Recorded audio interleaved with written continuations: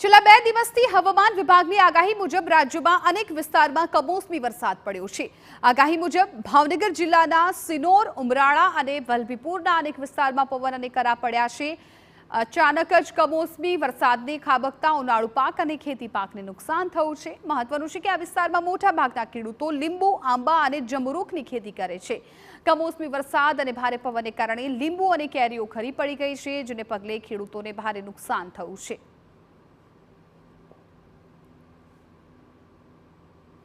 ગઈ સિઝન હતી ત્યારે ડુંગળી અને કપાસ એમાં અમને પૂરતો પોષણક્ષમ ભાવ મળ્યો નથી અને ઉપર ભગવાનના આવા તડકાની અંદર અમને જે આશા હતી કે કેરીમાં અને લીંબુમાં અમને 5 રૂપિયા મળશે, પણ આ ભગવાનના આ ચોમાસાની આ વાવાઝોડાની અસરની અંદર અમારો પાક છે એ બધો ખરી ગયો।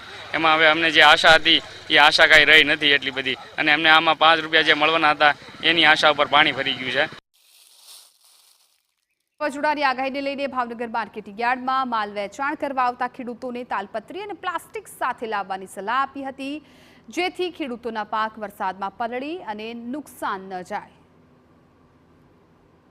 ગઈકાલે જે વાવાઝોડું થયું એમાં જે કેરીના પાકને બહુ ભારે નુકસાન જેવું છે, અને સાથે મારા લીંબુમાં તે નુકસાન છે કે જે પવન બહુ હતો, પવનની હિસાબે બધી કેરી જે પાકમાં હતી એ બધી ખરી ગઈ છે, અને લીંબુભાઈ બધા છે એ મોટા હતા બધા ખરી ગયા છે, અને એ બધા લીંબુ અત્યારે યાર્ડમાં સવારમાં આવ્યા હતા, પણ બધા એ લઈને બહાર જ્યાં ડિમાન્ડ હોય ત્યાં મોકલ્યા છે।